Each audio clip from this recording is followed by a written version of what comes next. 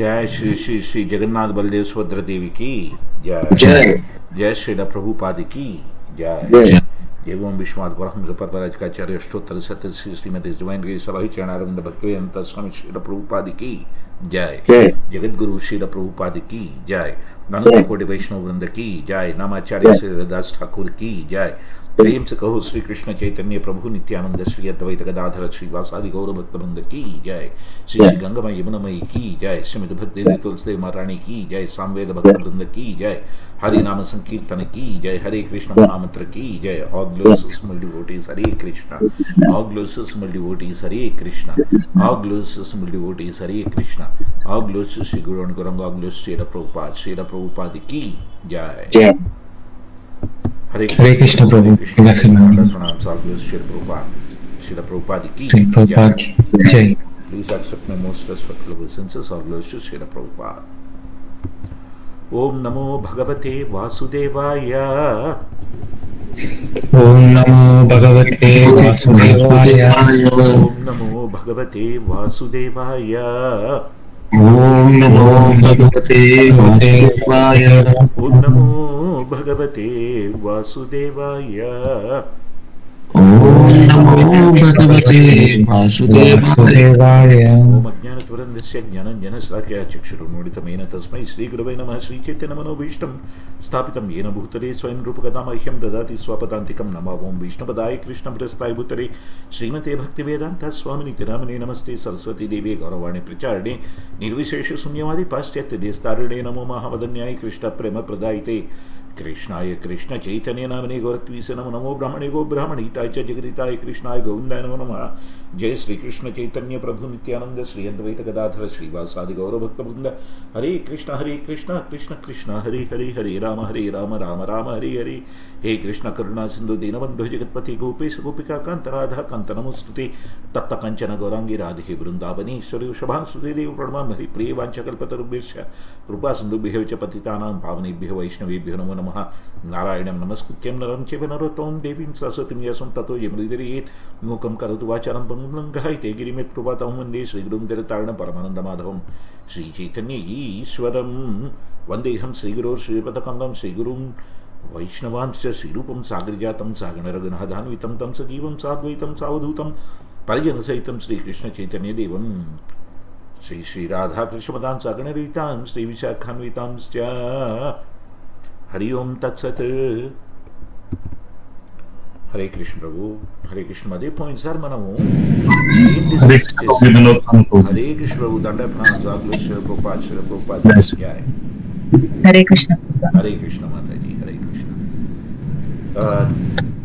ఈ రోజు నేను హాస్పిటల్లో ఉన్నాను, సరిగ్గా డ్రెస్ అయ్యాను, అందుకని నేను వీడియో ఆఫ్ చేసేసాను. ఏమైంది ప్రభు? రైట్ బ్రెయిన్ ఏజ్ వల్ల డీజనరేట్ అయింది ప్రభు.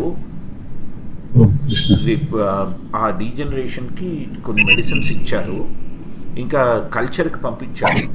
అది ట్యూస్డే వెన్స్డే కానీ రాదు. అది ప్రోగ్రెసివ్ అయితే అప్పుడు స్టెరాయిడ్స్ అవి ఇచ్చి ఇమ్యూనో డిసీజ్గా ట్రీట్ చేస్తారు. కానీ ఈ లోపల ఈరోజు డిశ్చార్జ్ అయితే చేసేస్తున్నారు మెడిసిన్స్తో. ట్యూస్డే ఆ రిపోర్ట్స్ వచ్చాక కానీ మనకి తెలియదు ఏమిటి నెక్స్ట్ స్టెప్స్ అని. అంటే సింటమ్స్ ఏమున్నాయి ప్రభు? అంటే నాకు లెఫ్ట్ సైడ్ హ్యాండ్ అంతా వణికిపోతుంది ప్రభు. అండ్ లెఫ్ట్ సైడ్ నేను ఒకవేళ గ్లాస్ పట్టుకొని తిరిగాను అనుకోండి, ఇది నాకు స్పేస్ డిస్టెన్స్ని ఐడెంటిఫై చేయలేకపోతున్నాను వాల్కి నాకు. సో రైట్ సైడ్ అనలిటికల్ కదా, కొంచెం అనలిటికల్ ఫ్యాకల్టీస్ రైట్ బ్రెయిన్ వల్ల అనలిటికల్ ఫ్యాకల్టీస్ కూడా తగ్గాయి.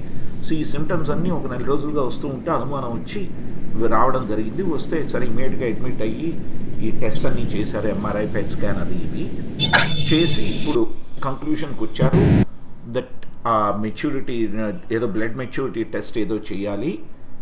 ఈ లోపల నాకు ఆ సిమ్టమ్స్ ఇది అవ్వడానికి మెడికేషన్ ఇచ్చారు. ఆ సిమ్టమ్స్కి ఇచ్చిన మెడికేషన్తో ఆ హ్యాండ్లో ఆ ట్రెమర్స్ షివరింగ్ అన్నీ తగ్గిపోయాయి.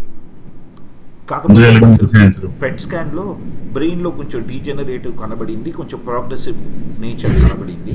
దాన్ని బ్లడ్లో కన్ఫర్మ్ చేసుకుంటున్నారు. బ్లడ్లో కూడా ప్రోగ్రెసివ్ అని కన్ఫర్మ్ అయితే మళ్ళీ నెక్స్ట్ వెన్స్డే ఎప్పుడో వచ్చి ఒక 5 రోజులు అడ్మిట్ అవ్వాలి. అయితే స్టెరాయిడ్స్ ఇస్తారు, అప్పుడు కానీ అది కంట్రోల్లోకి రాదు. సో అది జరుగుతుందో లేదో మనకు తెలియదు, వెయిట్ చేయాలి. ట్యూస్డే కానీ వెన్స్డే కానీ రిజల్ట్స్ వస్తాయి. వచ్చిన తర్వాత వచ్చి అడ్మిట్ అవ్వాలి. ఈ రోజు అయితే డిశ్చార్జ్ అయిపోతున్నాను, రాత్రికి ఇల్లు చేరిపోతాను. ముందుగా వెళ్ళడం మంచిది అంతే. ముందుగా రావడం స్వామివారి కృప, వచ్చాను, అయిపోయింది. అది కాబట్టి పోయినసారి మనము చర్చించుకున్నది ఎలాగ స్వామివారిని ఎప్పుడూ స్మరించాలి, మర్చిపోకూడదు అనేది నిధి నిషేధం అని. ఆయన మర్చిపోవడం అనేది నిషేధం, ఆయనని గుర్తుపెట్టుకోవడం అనేది విధి. అదే మన నిధి. ఈ ఒక్క నియమాన్ని ఇక్కడ ప్రభుపాద్ గారు నెక్స్ట్ దాని గురించి మాట్లాడుతున్నారు. ఏమని?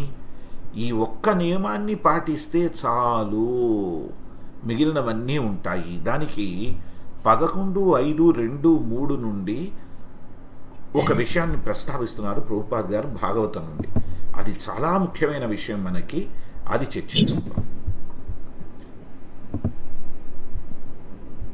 హరే కృష్ణ.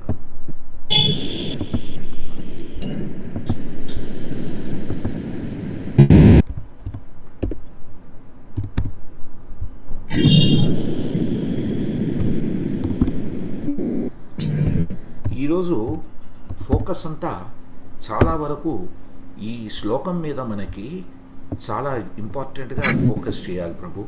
అందుకని హంసః సుపర్ణో వైకుంఠో ధర్మో యోగేశ్వరో అమలః ఈశ్వరః పురుషో అవ్యక్తః పరమాత్మేతి గీయతే.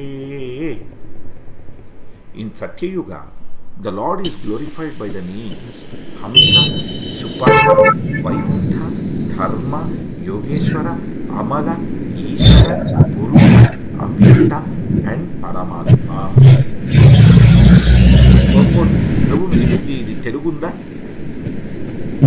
లేదు విషయం ఎప్పుడు ఉంది ప్రభు. అయితే సరే, దీన్ని సరే స్వామివారు సత్యయుగంలో హంస, సుపర్ణ, వైకుంఠ, ధర్మ, యోగేశ్వర, అమల, ఈశ్వర, పురుష, అవ్యక్త, పరమాత్మ నామాలతో ఇవన్నీ వారిని స్తుతించడం జరిగింది.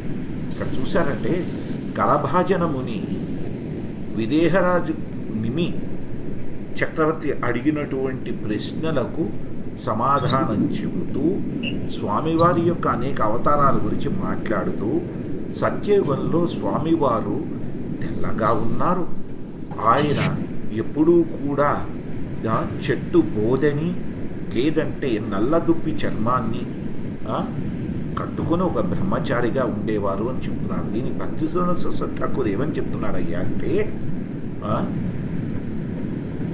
ఎవరెవరికైతే పూర్తిగా స్వామివారి గురించి తెలుసో వారు పరమాత్మగా స్వామివారిని స్తుతించేవాడు. ఎవరైతే వర్ణాశ్రమ ధర్మంలో ఉన్నారో వాళ్ళు ఆయన హంస అనేటువంటి వాడు. హంస అని ఎందుకనేటువంటి వాడు? ఆయన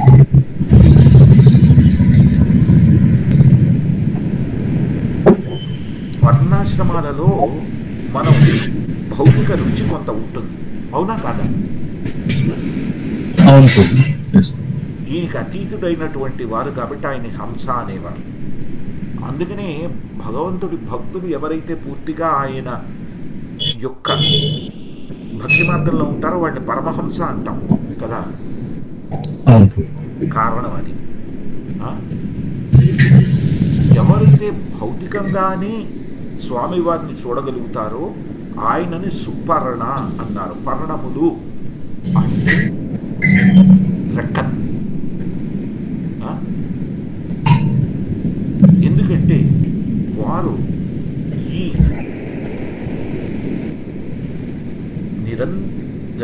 ఇది సీమితమైన ఆకాశంలో ఆయన ఆత్మ ఎక్కడైతే అక్కడ ప్రయాణించవచ్చు కాబట్టి అలా వెళ్ళగలిగిన వారు అని ఛాందోగ్యోపనిషత్తులో చెప్పినట్టుగా, ఆ ఛాందోగ్యోపనిషత్తులో చెప్పినటువంటి ఆ దీని ప్రకారము ఇలాగ ఎవరైతే భౌతికంగా ఆలోచిస్తారో వాళ్ళు. అయితే ఎవరైతే ఈ విశ్వంలో ఉండేటువంటి విద్య పదార్థాన్ని, సూక్ష్మ పదార్థాన్ని, రెండింటినీ కూడా తెలుసుకుంటారో ఆయనను వైకుంఠనాథుడిగా వైకుంఠ అని చర్చిస్తారు. ఎందుకంటే ఈ భౌతిక ప్రపంచంలో అన్ని రకాలైనటువంటి ఇబ్బందులు ఉన్నాయి కదా అని తెలుసు. అయితే ఎవరికైతే ఈ జ్ఞానం లేదో వాడు ఏమంటారు ఆయన్ని? వాడు కేవలం ప్రాణాయామ ప్రత్యాహార ధారణ ఇలాంటివన్నీ చేస్తూ ఉంటారు కాబట్టి వాళ్ళు ఆయనని ఏమనుకుంటారు? ఆయన్ని అవ్యక్తుడుగా అనుకుంటూ ఉంటారు.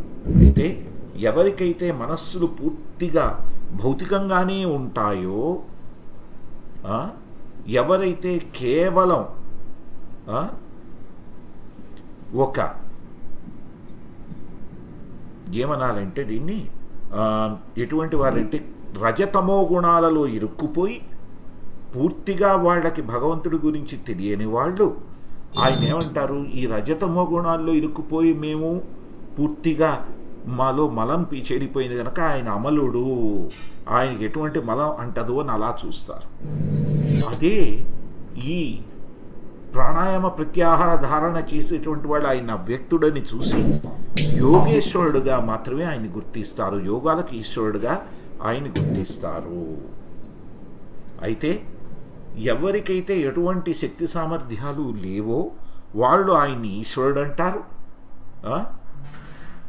ఎవరైతే పూర్తిగా ఆయన శరణాగతిలో ఉంటారో వాళ్ళే ఆయన్ని ఉత్తమ పురుషుడని అంటారు. ఇవన్నీ కూడా అర్థం చేసుకోలేక కేవలం ఈ భౌతికాన్నే తెలుసుకొని ఆ ధారణ కూడా చెయ్యలేక ప్రాణాయామ ప్రత్యాహారాలు మాత్రమే చేస్తున్నటువంటి వాళ్ళు ఆయన్ని అవ్యక్తుడు అనుకుంటారు. హరే కృష్ణ ప్రభు, చూస్తున్నారా? ప్రాణాయామ ప్రత్యాహారాలు చేసేటువంటి వాళ్ళల్లో కూడా ధారణ చేయగలిగిన వారే ఆయనను గుర్తించగలుగుతారు. ధారణ చెయ్యలేక ప్రాణాయామ ప్రత్యాహారాలు కేవలం శరీరం మీద చేస్తున్నారు. చూసారా? ఆర్ట్ ఆఫ్ లివింగ్ అని.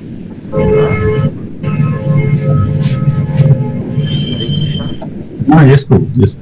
ఆర్ట్ ఆఫ్ లివింగ్ లో అవ్యక్తుడుగానే ఉంటారు ఆయన. నాహం ప్రకాశ సర్వస్య మమ యోగమాయా సమావృత. ఆర్ట్ ఆఫ్ డయింగ్ వచ్చిన వాడికి ఆయన కనబడతారు. చూస్తున్నారా? కాబట్టి ఈ రకంగా వాసుదేవుల వారు అనేక రకాలైనటువంటి అద్భుతమైన రూపాలలో కనబడుతూ ఉంటే వారిని అన్ని రకాలుగాను అందరూ గుర్తించగలుగుతారు. చూస్తున్నారా?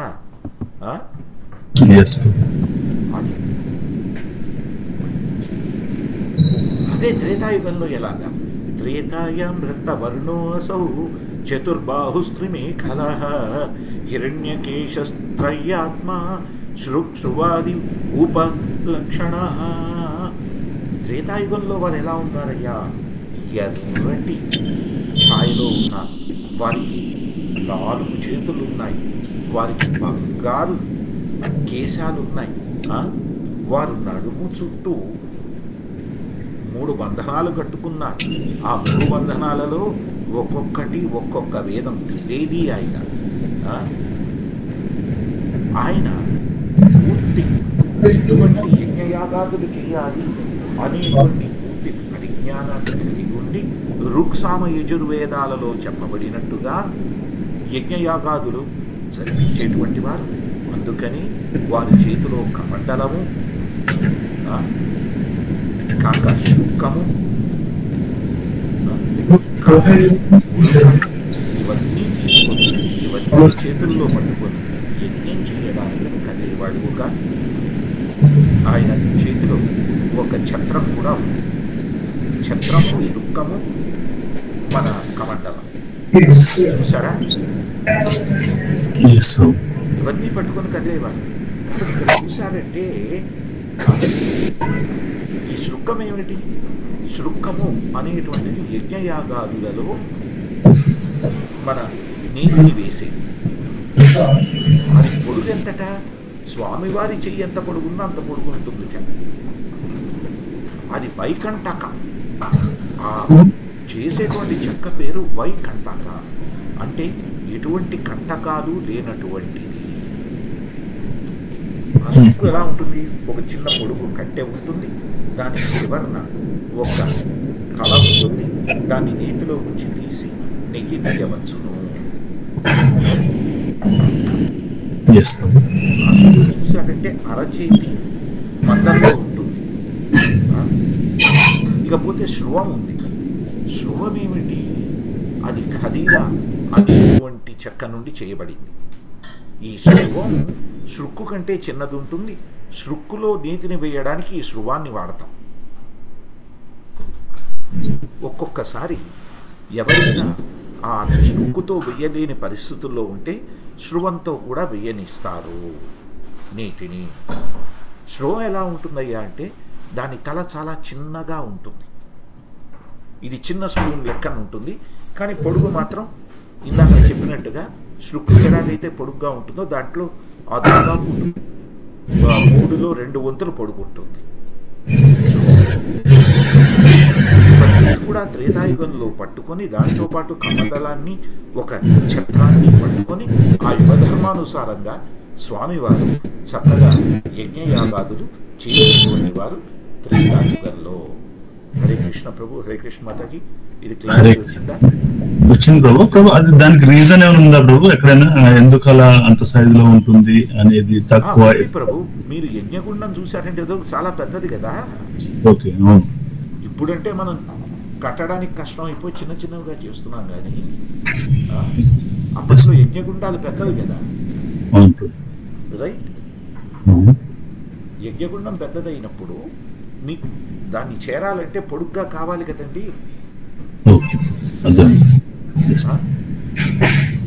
ఇప్పుడు కూడా మీరు చూసారంటే ఆ శృవాన్ని అందుకే ఆ రకమైన పొడుగు ఎందుకు ఉంచారంటే ఇంకొకటి, యజ్ఞగుండంలో అగ్ని పొరపాటున పూజారిని ఏమి ఇబ్బంది పెట్టకూడదు. రైట్? అగ్ని దగ్గర జాగ్రత్త కూడా ఉండాలి కదా. అగ్ని దగ్గర జాగ్రత్త ఉండాలి కాబట్టి ఈ విధానంలో కూడా భౌతికమైన జాగ్రత్త కూడా కొంటుంది. మన ఆచార్యులు చేసినటువంటి దాంట్లో ఎన్ని విషయాలు ఉన్నాయో చూడండి.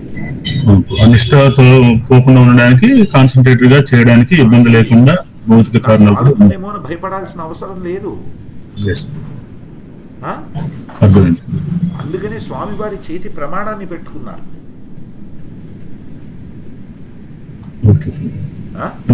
తక్కువ ఉండడానికి కారణం ప్రభు అదే అలాగే. రెండవది ఏమిటంటే నేతిని తీసి ఇందులో వేయడానికే కదా. ఓకే, ఇక్కడ ఉన్న నేతిని అందులో వేసి దాని నుంచి మళ్ళీ ప్రభు ఎలా జరుగుతుందో తెలిసిన, శృక్కు చాలా పెద్దది ఉంటుంది. కుడి చేతిలో పట్టుకుంటారు, ఎడం చేతిలో పట్టుకుంటారు. కుడి చేత్తో శృవంతో నీటిని తీస్తారు. గోవింద, శృవంతో నీటిని తీస్తారు. తీసి దానిలో ఇది వేస్తారు, నీటిని వేస్తారు. ఆ తర్వాత శృక్కుని ఎడమ చేతి నుండి కుడి చేతిలోకి తీసుకొని ఆ శృక్కుతోనే యజ్ఞంలో నెయ్యి వేయడం జరుగుతుంది. చూసారా? ముందర శృక్కుని ఎడమ చేతితోనే పట్టుకుంటారు ప్రభు. ఎడమ చేతికి బలం ఉండదు గనక దానికి సపోర్ట్ తీసుకోవడానికి తొడని కూడా వాడుకోవచ్చు అనే నియమం ఉంది. హరే కృష్ణ. ఎందుకంటే మామూలుగా మీరు యజ్ఞం చేసినప్పుడు ఒంటికి చెమట పడుతుంది కదా, వస్త్రానికి కూడా చెమట పడుతుంది కదా. ఐడియల్ గా మాట్లాడితే ముట్టుకోకూడదు అనేది నియమం, అవునా?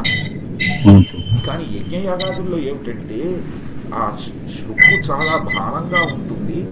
ఎందుకంటే నెయ్యి వేసేటప్పుడు ఎలా వేయాలి తెలిసిన, చిన్నదాంతో శృవంతో 1 2 3 4 4 సార్లు వెయ్యాలి. హరే కృష్ణ. 4 సార్లు శృక్కులో శృవంతో నెయ్యి వెయ్యాలి. ఆల్రెడీ చాలా ఘనంగా భారంగా ఉండేటువంటి శృక్కుని కొంచెం శక్తిలో తక్కువైనటువంటి ఎడం చేత్తో పట్టుకుంటాం కాబట్టి తొడని అవసరం వస్తే కూడా తొడని ఒక రకమైన సపోర్ట్గా తీసుకోవడానికి మనకి వెసులుబాటు ఉంది. చూస్తున్నారా? అయితే ఎవరైతే పూర్తిగా అంత శక్తిమంతులు కారో వాళ్ళు శృవంతో కూడా యజ్ఞంలోకి వెయ్యవచ్చును. లేదు, మీరు ఎంత సుక్కుతో వేస్తున్నా కూడా అక్కడ అగ్నిదేవుడు కాస్తంత నిరాకరిస్తూ ఉంటే వారిని త్వరగా చేయడానికి శృవంతోనే వేయవచ్చు. చూస్తున్నారా? అలా పరిస్థితులకు అనుసారంగా ఈ యజ్ఞ నిర్వహణ నియమాలు వచ్చాయి మనకి. రైట్? ఇప్పుడు ఇదివరకటి కాలంలో అంతా పెద్దగా బిల్డింగులు కట్టి లేవు కదా, ఆశ్రమాలలో బయట చేసేవాడు కదా. ఈ కాలం ఏదో వస్తే ఎక్కువగా నీరు వేయడానికి శృవాన్ని వాడేవాడు. సంతదా మనుజాదేవం సర్వదేవమయం హరిం యజంతి విద్యయాత్రయ్యా ధర్మిష్ఠ బ్రహ్మవాదినః. త్రేతాయుగంలో ఎవరైతే మానవ సమాజంలో ఉన్నారో, ఎవరైతే ధార్మికులు, ఎవరైతే ఆ సత్యమైనటువంటి ఆ స్వామివారిని తెలుసుకోవాలనుకుంటున్నారో వారు స్వామివారు సర్వదేవమయుడని తెలుసుకొని వారిని ఈ త్రివేదాలతో, ఋగ్ యజుర్ సామవేదాలతో కూడుకున్నటువంటి ఈ యజ్ఞయాగాదుల్ని చేసేవాళ్ళు.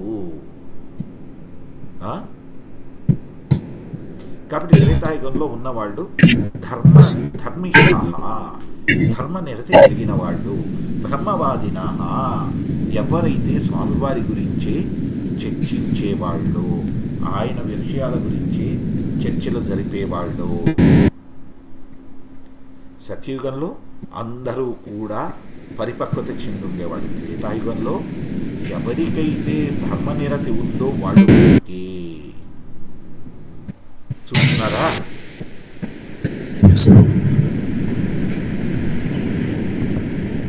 ఇక విష్ణు యజ్ఞ పృష్ణి గర్భ సర్వదేవ గురుక్రమ పురుషా కపి జయంతశ్చ గురుగాయతే. ఇక త్రేతాయుగంలో స్వామివారిని ఏమని పిలిచేవాళ్ళట? విష్ణు యజ్ఞ వృష్ణిగర్భ సర్వదేవ గురుక్రమ పురుషాకపి జయంత గురుగాయ. ఇందులో విష్ణునామం మనకి తెలుసు, యజ్ఞనామం మనకి తెలుసు. వృష్ణిగర్భుడు అంటే ఎవరు చెప్పండి? భగవంతుడే చిత్తపుడు కృష్ణకి అభయం ఇచ్చి వాళ్ళ మహామునికి పృష్ణీదేవికి పుట్టినవాడు. సర్వదేవ స్వరూపుడు గనక సర్వదేవుడు. ఆయన ఉరుక్రముడు, ఆయన త్రివిక్రముడు, అందుకని ఉరుక్రముడు. రైట్? వృష్ణిగర్భుడు అంటే ఇక్కడ వృష్ణిదేవికి సుతప ప్రజాపతికి పుట్టినవాడు ఆయన. వృషాకపి అన్నారు అనుకోండి, ఎవరినైతే ఆ జీవాత్మలు గుర్తిస్తాయో వారు అటువంటి జీవాత్మలకి ఎప్పుడూ కూడా ఉపద్రష్ట హనుమంతగా ఉంటారు. వారు కాబట్టి జయంతాయి. గురుగాయ అంటే ఏమిటి? గురు అనేటువంటి శబ్దాన్ని చూడండి, పరమము అనేటువంటి అర్థం. గురుగాయ ఎవరు పరమ సంస్థితి చేయబడతారో వారు పరమ కీర్తితుడాయి. హరే కృష్ణ. ఇదంతా క్లారిటీ వచ్చిందా అందరికీ?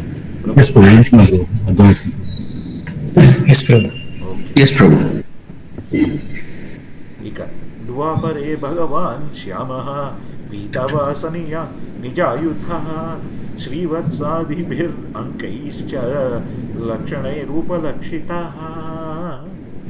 అదే ద్వాపరయుగంలో స్వామివారు ఎలా ఉంటారయ్యా? నల్ల నీల రంగులో ఉంటారండి. ఎప్పుడూ కూడా ఆయన పీతాంబరాన్ని ధరిస్తారు. ఛాతి మీద శ్రీవత్సం, కౌస్తుభం అన్నీ ఉంటాయి. ఆయన తన అస్త్రశస్త్రాలన్నింటినీ కూడా ప్రదర్శిస్తారు.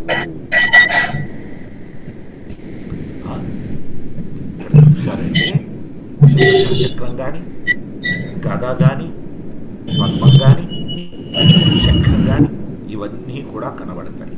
అలాగే వారి కాళ్ళ మీద, చేతుల మీద ఆ దివ్యమైన మన శంఖం ఉంటుంది, మన పద్మం ఉంటుంది, మన పతాకం ఉంటుంది, అలాగే శూలం ఉంటుంది. ఇలాగా వారి ఛాతి మీద కౌస్తుభం, రైట్, వాళ్ళకి శ్రీవత్సం ఉంటుంది. వీటి గురించి మీకు తెలిసినవే, నేను పెద్దగా చెప్పాల్సిన అవసరం లేదు. అందుకని దేవు గోస్వామి ఇక్కడ ఏం చెప్తారంటే, కరభాజనముని స్వామివారి అవతార స్వరూపాల గురించి ఇక్కడ చెప్తున్నారు. ఎందుకంటే అవతారాలన్నింటికీ భగవంతుడే కారణం కాబట్టి. ఇదేకనః పుంస కృష్ణస్తు భగవాన్ స్వయం ఇంద్రాది వ్యాకులం లోకం మృదయంతి యుగే యుగే. రైట్, చూస్తున్నారు కదా.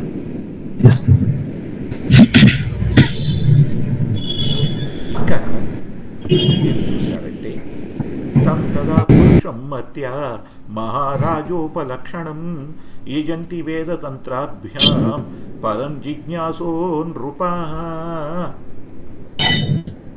ఇక ద్వాపరయుగంలో ఏం చేసేవాడుట, స్వామివారి గురించి ఎవరెవరికైతే వారిని ధ్యానించాలనేటువంటి కోరికుందో వారు వారిని పరమానంద స్వరూపుడిగా గుర్తించేవాళ్ళు, వారిని రాజాధిరాజుగా గుర్తించేవాళ్ళు.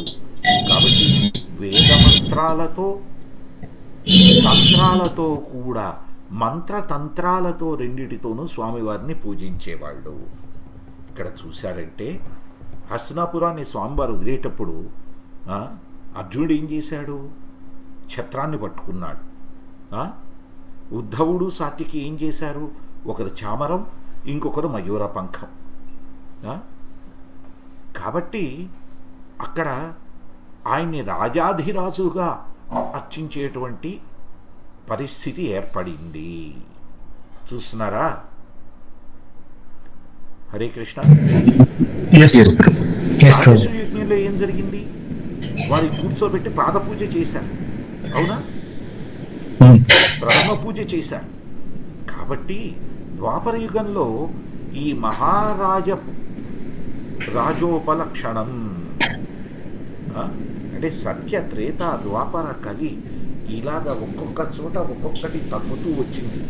ధ్యానం నుండి యజ్ఞం, యజ్ఞం నుండి రాజపోషకం, ఇలాగ తగ్గుతూ వచ్చి చివరికి నామాన్నైనా స్మరించండిరా, ఆయన గురించి వినండిరా నాయన అని చెప్పేటువంటి పరిస్థితి వచ్చింది. ద్వాపర యుగంలో జిజ్ఞాస ఉండేది. ఇప్పుడు మనకి జిజ్ఞాస కరువు అయిపోయింది కలియుగంలో, చూసారా? అదే సత్యయుగంలో అయితే వాడు శాంత, నిర్వైర, సుహృద, సమః. శాంత, ఇప్పుడు శాంతంగా ఉండేవాడు. నిర్వైర, ఎవరితోనూ శత్రుత్వం లేదు. బ్రహ్మవాదిన, ఎప్పుడు స్వామివారి గురించి చర్చించేవాడు. ధర్మిష్ఠ, ధర్మనిద్ర కలిగిన వాళ్ళు. సుహృద, అందరి పట్ల ఎంతో స్నేహ స్వభావం కలిగిన వాడు. సమాహ, అందరి పట్ల సమానమైనటువంటి. అదే త్రేతాయుగానికి వచ్చేసరికి ధర్మిష్ఠులు, బ్రహ్మవాదులు మట్టుకే. చూస్తున్నారా? సో ప్రభు, స్వామివారి ప్రస్తావన వచ్చినప్పుడు ఒక్కొక్క యుగంలో ఒక్కొక్కలాగా చెప్తూ వచ్చారు. బట్ త్రేతాయుగం వచ్చేసరికి రామచంద్రుల వారి ప్రస్తావన రాలేదు. దేనికని ప్రభు ఎలా అర్థం చేసుకోవాలి? ఇక్కడ త్రేతాయుగంలో స్వామివారి రూపం గురించే చెప్తున్నారు ప్రభు. ఓకే, స్వామివారి ప్రస్తావన మీకు ద్వాపర యుగంలో ఎలా వచ్చింది, లార్డ్ ఇలా డిస్ప్లే చేస్తారో అని వచ్చిన కృష్ణ అని రాలేదు ప్రభు డైరెక్ట్గా అందులో పదం. స్వామి ప్రభుపాద్ గారు దీంట్లో రాశారు కానీ, పద్మోట్లో రాశారు కానీ, ఇక్కడ చూడండి ఎక్కడ కృష్ణ అనేటువంటి నామం రాలేదు. భగవాన్ అని వచ్చింది. ఎస్ ప్రభు, ప్రభుపాద్ గారు మెన్షన్ చేశారు.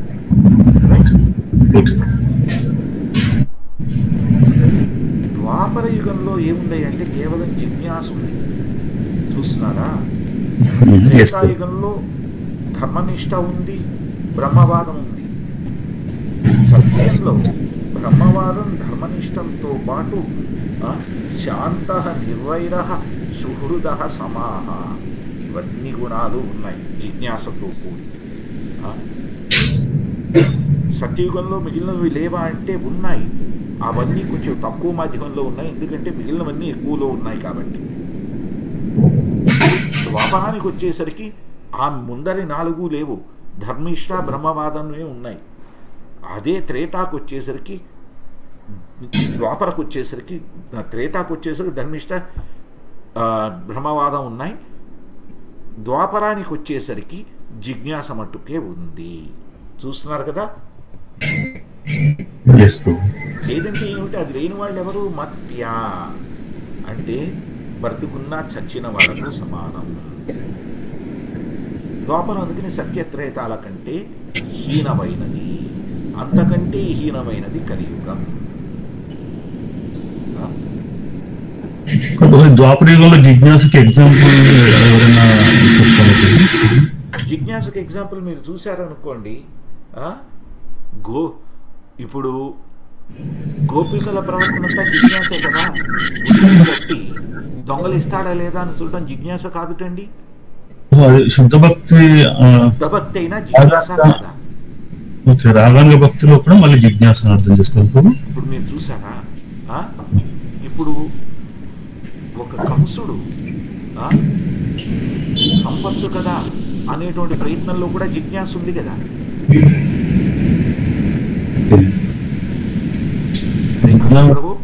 అర్థమైపోయింది. జిజ్ఞాస అంటే ఇంతకుముందు ఏంటంటే తెలుసుకోవాలని ఉత్సాహం ఉంటుంది అనేది ఎక్కువగా. చంపడంలో కూడా ఆలోచన ఉంది కదా ఆయన గురించి, నేను చంపగలుగుతానా లేదా, ఎలా చంపగలుగుతానా అనే దాంట్లో కూడా జిజ్ఞాస ఉంది. శత్రువుగా కూడా జిజ్ఞాసతోనే వ్యవహరించారు. ఇప్పుడు అదే ఒక కుబ్జ వచ్చి స్వామివారి వసనాన్ని అంటే వారి యొక్క పీతాంబరాన్ని లాగినప్పుడు అందులో కూడా జిజ్ఞాస ఉంది కదా. వారితో సంపర్కం సంభోగం కావాలని జిజ్ఞాస ఉంది కదండి ప్రభు. అవునా? కోరిక జిజ్ఞాసకి తేడా ఉంటుంది ప్రభు. ప్రేమతో ఉన్న కోరికకి జిజ్ఞాసకి. ప్రభు ఇక్కడ జిజ్ఞాస అంటే అర్థం ఏమిటి చెప్పండి? తెలుసుకోవాలనే ఉత్సాహం ప్రభు, సింపుల్ గా చెప్పాలంటే. స్వామివారి యొక్క మాధుర్య స్వభావాన్ని తెలుసుకోవాలనే ఉత్సాహం. రైట్ ప్రభు. రైట్. స్వామివారి వైర స్వభావాన్ని తెలుసుకోవాలనే ఉత్సాహం, స్వామివారి యొక్క తస్కర స్వభావాన్ని అనుభవించాలనేటువంటి ఉత్సాహం. ప్రతి స్వభావాలు కూడా తెలుసుకోవాలని ఉత్సాహం అనేది ఉండడం అనేది జిజ్ఞాసగా ఇక్కడ అర్థం చేసుకోవాలి. దాన్ని ఆనందించాలనేటువంటిది కూడా జిజ్ఞాసే కదా. నాకు ఈ ఆనందం ఎలా ఉంటుందో నేను ఈ ఆనందాన్ని పొందాలనేటువంటి జిజ్ఞాస. ఎస్ ప్రభు. స్వామి వారికి విషపూరితమైన పాలిచ్చి వారిని చంపుతూ వారు ఎలా చావుకు దగ్గరగా పెడుతున్నారో చూడాలనేటువంటి జిజ్ఞాస పూతనకు. హరే కృష్ణ ప్రభు. రైట్. ఇక ఆఖరున అసలు జిజ్ఞాసకు వచ్చామనుకోండి, గోపికల యొక్క గొప్పతనాన్ని తెలుసుకోవాలనేటువంటి జిజ్ఞాస ఉద్ధవుడికి ఉంది. అవునా? ఉద్ధవుడికి ఉంది. ఈవెన్ ద్వారక రాణులకు కూడా ఉండింది కదా. ఎస్, ద్వారక రాణులకు ఉంది. ఆఖరికి బ్రహ్మదేవుడికి వచ్చింది కదా జిజ్ఞాస. బ్రహ్మ అంటే ఏ బ్రహ్మని ఎందుకు అడిగారని చూస్తున్నారా? ఇక్కడ జిజ్ఞాస అనేటువంటిది కేవలం స్వామివారి జ్ఞానమే కాదు, స్వామివారితో జరిగేటువంటి ఏ సంపర్కంలో వచ్చినటువంటి ఆ జ్ఞానం, ఆ విజ్ఞానం పట్ల ఉండేటువంటి బంధం కూడా జిజ్ఞాసే ప్రభు. ఇప్పుడు ఈవెన్ నారదుడు కూడా స్వామివారి గురించి ఎంత తెలిసినా సరే ఇంతమంది భార్యలతో ఎలా ఉన్నారు చూద్దాం అని చెప్పి మళ్ళీ జిజ్ఞాస.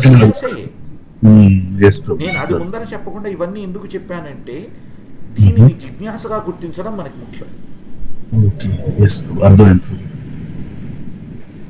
నారదుని ఎగ్జాంపుల్ ఫస్ట్ ఇచ్చేస్తే సింపుల్ గా అయిపోతుంది. అదే సింప్లెస్ట్ ఎగ్జాంపుల్. క్లాసుల్లో అదే వస్తుంది మామూలుగా. ద్వాపరయుగంలో ప్రతి జిజ్ఞాసపూరితమే. ఎలాగ జిజ్ఞాసపూరితం చూడండి. దుర్యోధనుడి విషయం తీసుకున్నాం. మొట్టమొదటి స్వామివారికి ఆయన ఎలాగ పట్టుకోవాలని చూశాడు, బంధించాలని చూశారు స్వామివారి తాళ్ళు. ఆయనకి విందు భోజనం పెట్టి సాకు బిదురు కాయో తన వైపు తిప్పుకోవాలని చూశారు. జిజ్ఞాస ఉందా లేదా, ఆయన్ని తన వైపు చేర్చుకోవాలని జిజ్ఞాస. ఈ ద్వారా చేసుకోగలుగుతానేమో. చూస్తున్నారా? అంటే స్వామివారు అనే భావం లేదు కదా ప్రభు ఇక్కడ. ఉండక్కర్లేదు ప్రభు. ఓకే, ఇక్కడ భావం కాదు, ఇక్కడ ఆయనని తన వైపు తెచ్చుకోగలగాలని జిజ్ఞాస ఉంది. అంటే అయితే ఏదో ఒక సంబంధం, అది కేవలం తన యుద్ధ కోసమైనా కూడా ఒక సంబంధం కావాలి కదా. చూస్తున్నారా? ఇక్కడ జిజ్ఞాస శబ్దానికి ఏ రకంగా తెలుసుకోవడానికి ప్రయత్నమైనా కూడా మీరు అది అర్థం చేసుకోండి. ఆయన బంధించినప్పుడు దుర్యోధనాథులకి ఆయన శక్తి సామర్థ్యాలు తెలిసాయా లేదా?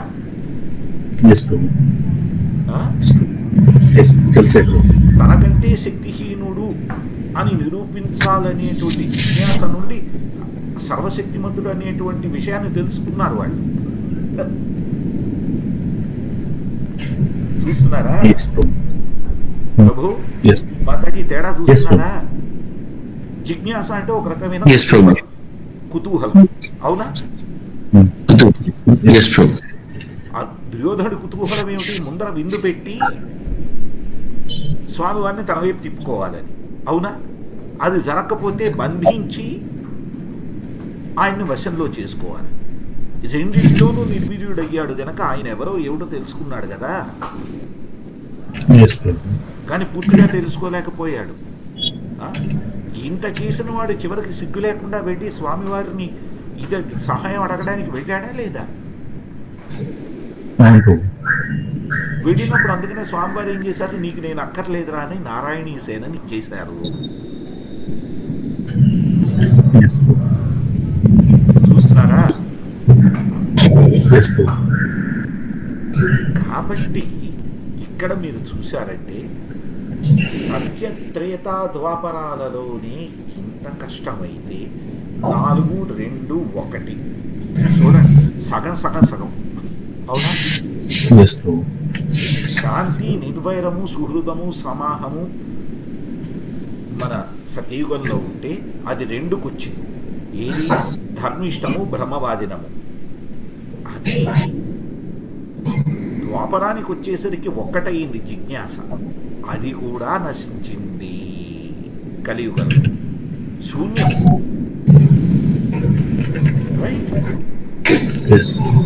నమస్తే వాసుదేవాయ నమః సంకర్షణాయ చ ప్రద్యుమ్నానిరుద్ధాయ తుభ్యం భగవతే నమః నారాయణాయ ఋషయే పురుషాయ మహాత్మనే విశ్వేశ్వరాయ విశ్వాయ సర్వభూతాత్మనే నమః.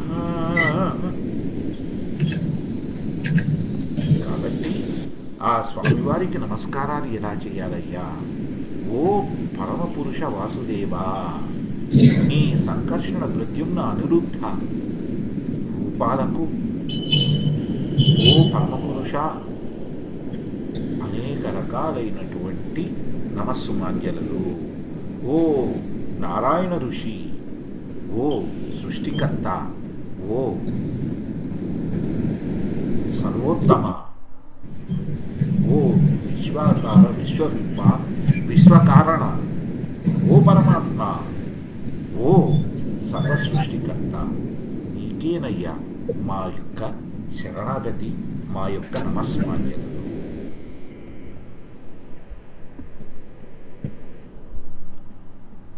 ఇక్కడ స్వామివారు ద్వాపరయుగం చివరన ప్రత్యక్షమైనా కూడా ఇదంతా కూడా ఋషులు మునులు ద్వాపరం ప్రారంభం నుంచి చేస్తూ ఉన్నారు. ఎందుకు?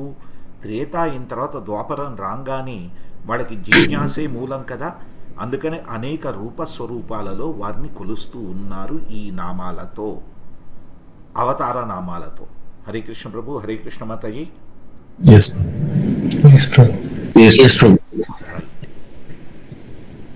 కాబట్టి సామాన్యుల కాకుండా పాంచరాత్రిక విధి ద్వారా పూర్తిగా చక్కగా వారి యొక్క నిజస్థితిలో ఉండి స్వామివారిని సేవించాలని ముందంతా చూస్తూ ఉన్నారు.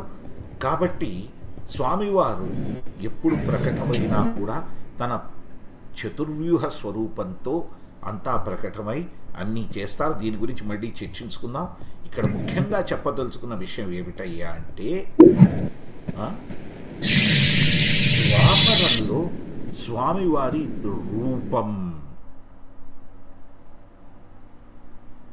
రూపాన్ని వాళ్ళు అర్చించేటువంటి వాళ్ళు.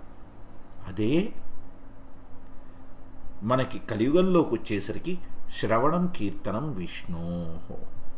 ఎందుకంటే కలియుగంలో మిగిలినవన్నీ శూన్యం గనక ఆ శ్రవణ కీర్తనం ముఖ్యం అయిపోయింది.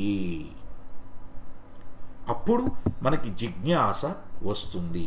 ఇది ద్వాపర ఉర్వీష స్తువంతి జగదీశ్వరం నానాతంత్ర విధానేన కళావపి తథా శృణు. ఈ రకంగా ద్వాపర యుగంలో స్వామివారిని స్తుతిస్తూ ఉంటే కలియుగంలో కూడా అవకాశం ఉంది అనేక రకాలైనటువంటి విధానాలలో.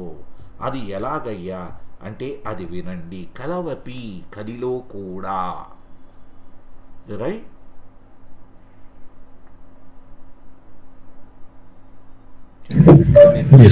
ఇక్కడ మీరు చూశారంటే ప్రహ్లాద్ మహారాజు గారు చెప్పిన విషయాన్ని చెప్తున్నారు.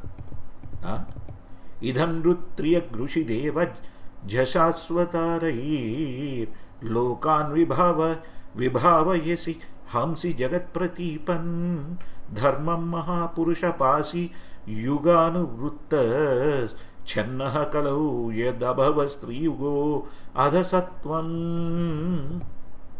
ఇక్కడ ప్రహ్లాదుల వారు స్వయంగా స్వామిని స్తుతిస్తూ, మీరు అనేక రూపాల అవతారాలలో అనేక రకాలైన పశు,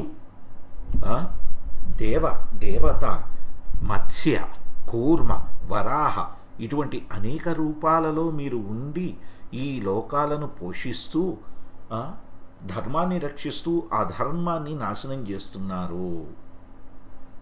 ఒక్కొక్క యుగానికి అనుగుణంగా ఈ ధర్మాన్ని మీరు రక్షిస్తూ వస్తున్నారు.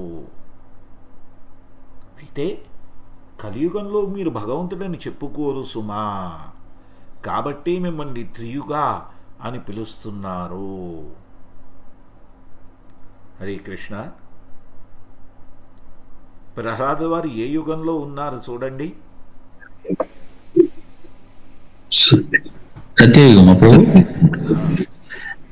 అక్కడ కూర్చొని కలియుగంలో ఏం జరుగుతుందో ప్రహ్లాద వారు స్వయంగా చెప్తున్నారు మనకి. దీని భక్తి ఠాకూర్ నానా తంత్ర విధానేనా అనేటువంటి విషయాన్ని మాట్లాడుతూ పాంచరాత్ర విధులలో ఉన్నటువంటి అనేక రకాలైనటువంటి పద్ధతులు ఏవవి? మనం ఇప్పుడు నైవేద్యం పెట్టాలంటే ముద్రలు చూపించాలి, అవునా? ధేనుముద్ర, శంఖముద్ర, చక్రముద్ర, అలాగే భూత పిశాచాలను తరవడానికి అనేక మంత్రాలు, ఇవన్నీ కూడా ఈ మంత్రతంత్రాలతో కూడుకున్నటువంటి విధానాన్ని ఎందుకు చేయమంటారయ్యా అంటే వాటి ద్వారా నువ్వు స్వామివారిని ప్రతి క్షణం గుర్తుపెట్టుకుంటావని. ఉదాహరణకి ఇలాగా మనం ముద్ర చూపించామనుకోండి, నా చెయ్యి మీకు కనబడదేమో, ఒక్కసారి వీడియో ఆన్ చేస్తాను, దయచేసి ఆగండి, ఇది చాలా ముఖ్యం.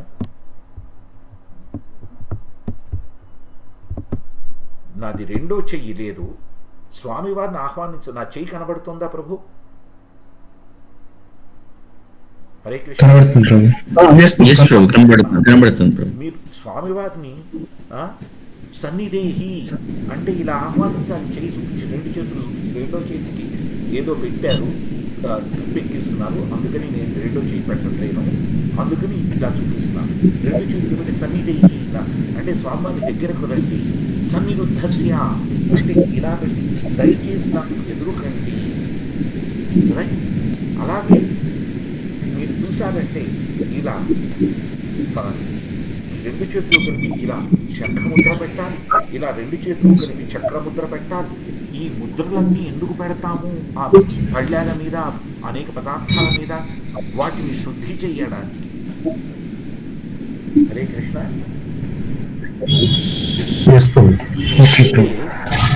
ముద్రలు, ఈ అనేక రకాలైనటువంటి తంత్రాలు ఇవన్నీ ఉన్నాయి చూసారా? ఇవన్నీ ఈ పాంచరాత్రిక వైఖానస పాంచరాత్రిక విధులలో మనకు చెప్పబడినటువంటివన్నీ కూడా నిత్యం పూర్తిగా స్వామివారిని ధ్యానం చేయాలి అనేటువంటి ఉద్దేశంతో చెప్పబడినటువంటిది. తంత్రం అంటే ఇక్కడ ఏదో కేవలం మనకి లాభం కలగడానికి చేసేటువంటివి కావు. చూస్తున్నారా? స్వామివారిని గుర్తుపెట్టుకోవడానికి చేసేటువంటి తంత్రంతో కూడుకున్నటువంటివి. అంటే భగవంతుణ్ణి మర్చిపోవడానికి ఉండేటువంటి అవకాశానికి మాయాదేవిని తప్పించుకునే తంత్రం అన్నమాట ఈ పాంచరాత్రం, వైఖానసం. హరే కృష్ణ. ఇప్పుడు తంత్రం తెలివితేటలు కావాలి కొంత తంత్రానికి, అవునా కాదా?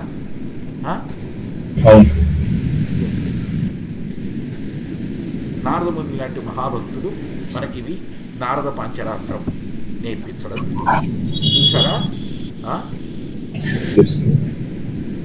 అందుకని కలియుగంలో ఎలా ఉంటారు ఇప్పుడు చెప్పిన కృష్ణ వర్ణం తుషా కృష్ణం సంగోపంగాస్త్ర పార్షదం యజ్ఞే సంకీర్తన ప్రాయే యజంతి సుమేధస. కలియుగంలో ఎలా వస్తారయ్యా? సంకీర్తన యజ్ఞం చేస్తున్నటువంటి దివ్య స్వరూపంలో ఆ బంగారు వర్ణంలో కృష్ణ వర్ణాన్ని అంటే కృష్ణనామాన్ని పలుకుతూ చైతన్య మహాప్రభువుగా వస్తారాయన. ఆ రాధారాణి భావంతో ఆయన అస్త్రశస్త్రాలు ఏమిటి? ద్వాపరంలో అస్త్రశస్త్రాలతో వచ్చారు, కలియుగంలోనూ అస్త్రశస్త్రాలు ఉన్నాయి. ఇక్కడ అస్త్రాలు ఏమిటి, శస్త్రాలు ఏమిటి? ఆయన యొక్క మృదంగ కరతాళ వాయిద్యాలు, ఆయన యొక్క అనుంగు సేవకులు. చూస్తున్నారా? ఆయన యొక్క ఆంతరంగిక సహచరులు. హరే కృష్ణ. ఇది చాలా ముఖ్యమైన విషయం. మనం అందుకని నిమి మహారాజ్ చక్రవర్తి తత్వాన్ని అడిగితే కరభంజన మహాముని ఈ విషయాన్ని ఇంత సువిస్తారంగా నిమి మహారాజుకి ఎందుకు చెప్పారయ్యా అంటే,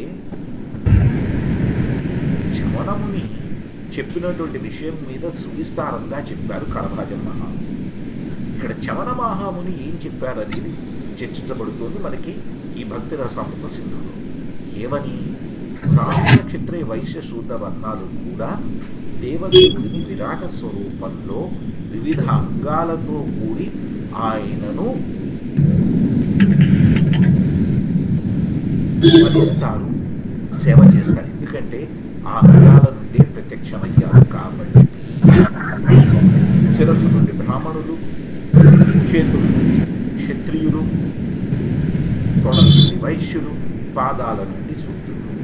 అలాగే సన్యాసులు శిరస్సు నుండి, వానప్రస్థులు చేతుల నుండి, గృహస్థులు తొడల నుండి, బ్రహ్మచారులు పాదాల నుండి వచ్చారు. కాబట్టి వాడు ఆ విశ్వరూపాన్ని వివిధ వర్ణాలు, వివిధ ఆశ్రమాల వారు వాళ్ళ యోగ్యతల ప్రకారము ఇవి చేస్తారు. కాబట్టి వర్ణాశ్రమ ఆచారవత సహ పురుషేణ పరకుమా Vishnu ఆరాధ్యతే పంథ.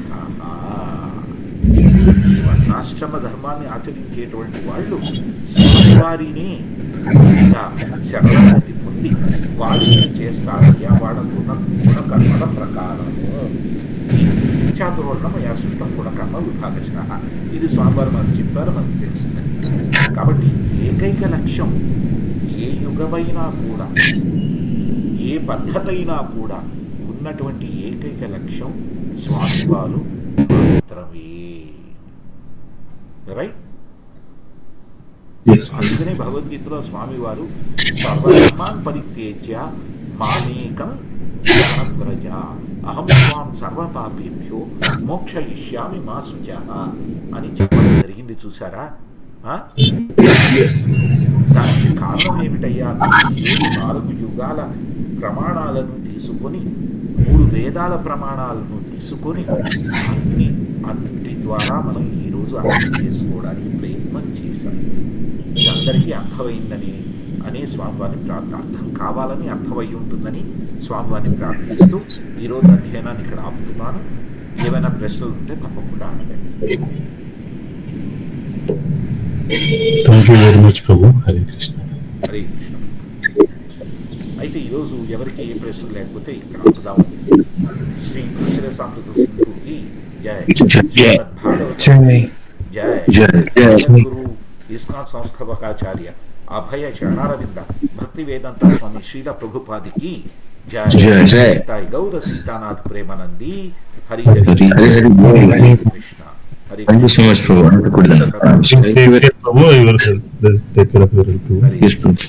Thank you very much, Prabhuji. Hare Krishna.